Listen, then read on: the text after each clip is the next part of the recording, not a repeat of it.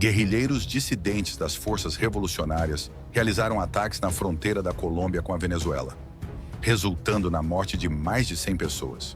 Após os ataques, o grupo recuou novamente para o território venezuelano, sob o governo de Nicolás Maduro. Em resposta, as forças colombianas enviaram mais militares e veículos blindados para reforçar a segurança na região de fronteira. O governo Donald Trump ameaçou o governo brasileiro, cortando verbas que resultaram no fechamento imediato de ONGs na região amazônica brasileira. Para ficar por dentro dessas atualizações, assista ao vídeo até o final. Não se esqueça de deixar uma curtida clicando na mãozinha aqui embaixo. Isso ajuda muito no crescimento do nosso canal.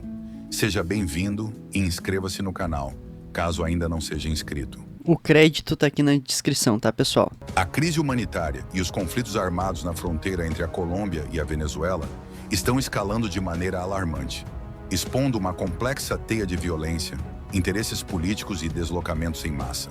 Não adianta, comuna ele sempre vai ir atrás de conquistar mais território. Isso aconteceu na União Soviética, por exemplo. Eles não se contentaram em fazer a Revolução Russa, eles tiveram que anexar mais e mais território, porque o cérebro comuna, ele nunca vai se sentir bem enquanto não tiverem todas as pessoas amarradas, enquanto todas as pessoas não pensarem como comunas, um comuna nunca vai parar sua expansão. Eles têm que te doutrinar com notícias falsas, eles têm que te doutrinar com um ensino pútrido, eles têm que colocar militares na tua cola, eles têm que invadir o teu espaço, eles têm que tomar o teu espaço. Veja bem, homens de negócios são vistos como imorais, ambiciosos. Não é bem ambicioso a palavra, é uma com uma conotação pejorativa, agora me esqueci, gananciosos por quererem ganhar dinheiro com as suas empresas. Só que os comunas, eles não são vistos como gananciosos por roubar território dos outros, roubar as empresas dos outros, cobrar impostos abusivos. Na nossa sociedade, quem é visto como ganancioso é o empresário. Aí o comuna que quer que chicoteie todas as costas do planeta via impostos, aí é o altruísta. Para com isso, pessoal, não caiam em narrativas estúpidas. Segundo relatórios recentes, combates entre o Exército de Libertação Nacional, ELN, e dissidentes das antigas Forças Armadas Revolucionárias da Colômbia, FARC, deixaram ao menos 13 mortos somente no dia de ontem, enquanto mais de 32 mil pessoas fugiram da região fronteiriça de Catatumbo devido à intensificação dos confrontos. Os rebeldes fortemente armados teriam atravessado o território venezuelano antes de realizar ataques mortais em solo colombiano. Fontes de inteligência militar confirmaram que os guerrilheiros recuaram para a Venezuela após massacres que deixaram mais de 100 mortos em dias recentes, incluindo civis.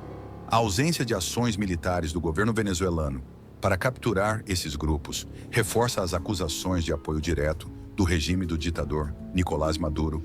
Mas também, a essa altura do campeonato, quem é que não sabe que o Nicolás Maduro tem ligação direta com o crime organizado? Vocês acham que um sujeito com o poder que ele tem nas mãos não consegue erradicar toda a corrupção de um país, todo crime? Um sujeito com poder desse, com quase o poder de Deus na Terra, ele consegue consertar cada vírgula de um país.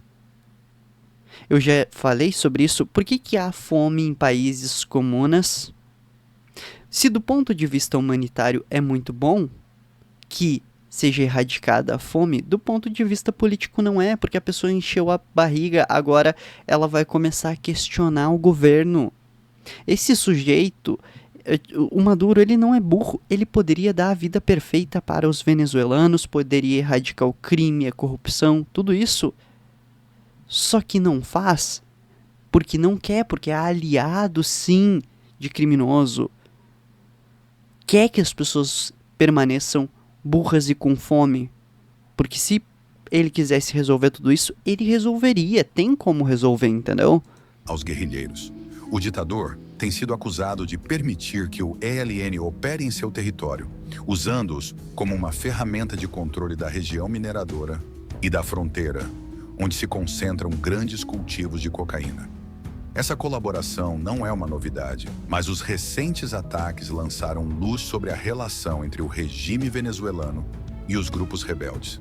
Analistas afirmam que a falta de intervenção do exército venezuelano demonstra a cumplicidade de Maduro, que teria interesses estratégicos em dominar a região de Catatumbo, rica em recursos naturais e fundamental para o tráfico de drogas.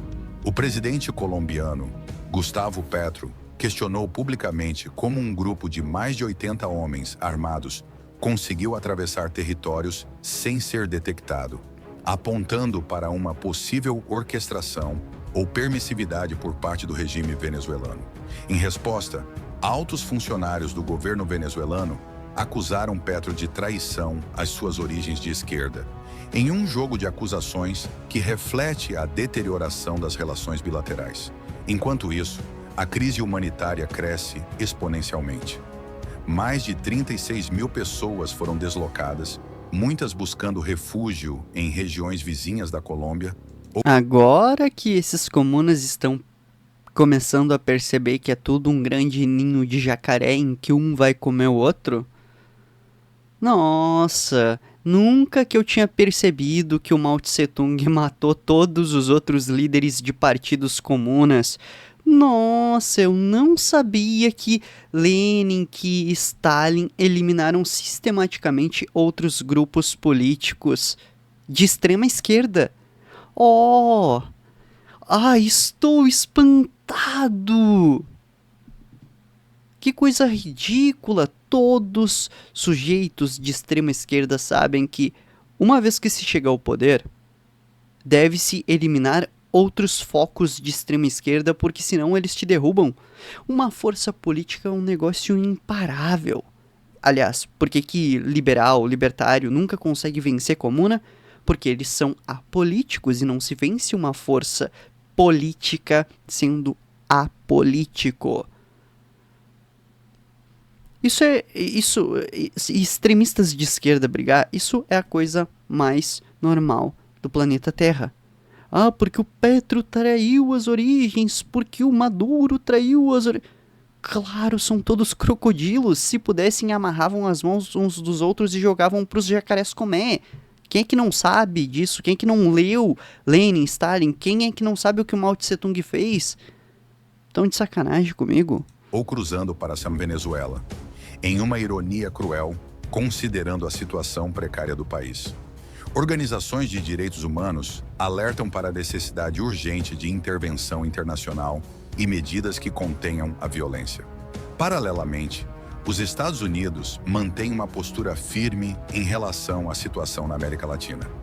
Recentemente, o ex-presidente Donald Trump declarou que considera o governo Lula uma ameaça aos interesses americanos e ameaçou sancionar o Brasil devido às tarifas comerciais impostas a produtos americanos.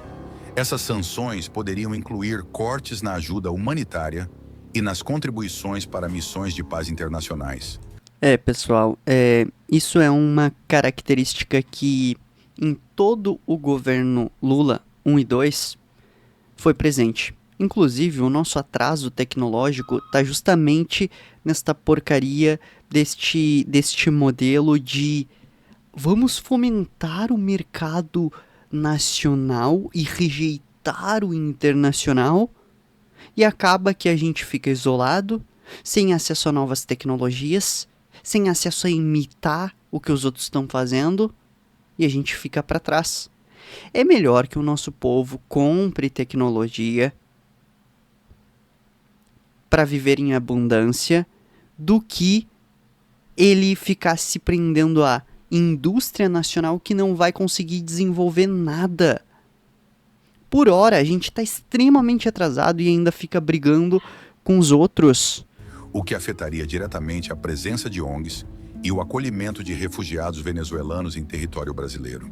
De acordo com informações divulgadas pelo canal Militarizando o Mundo, uma análise feita ontem apontou que o corte da ajuda americana poderia levar ao fechamento de ONGs essenciais para acolher refugiados. Menos de 24 horas após a análise, surgiram informações em várias mídias de que algumas ONGs já encerraram suas operações em Roraima. Esses fechamentos demonstram como essas organizações dependem diretamente do financiamento dos Estados Unidos para manter suas atividades humanitárias. Apesar de... Mas também, pessoal, não confiem, hein?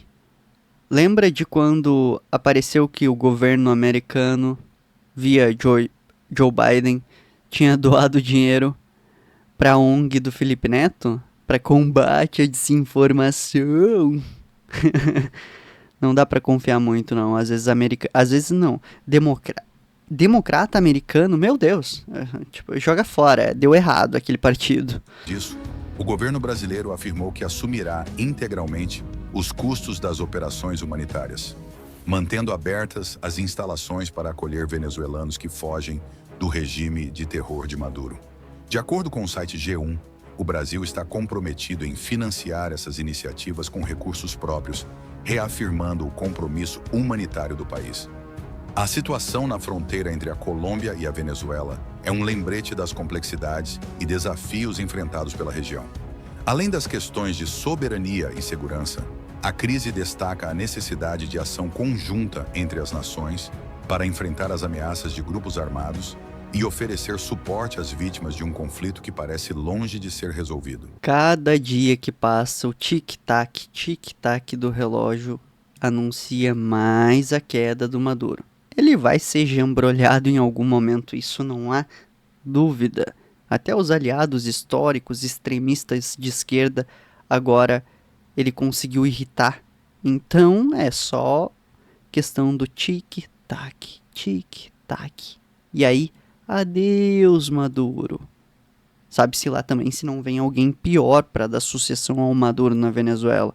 A gente nunca sabe o que vai acontecer no futuro, o destino às vezes é meio irônico, hein?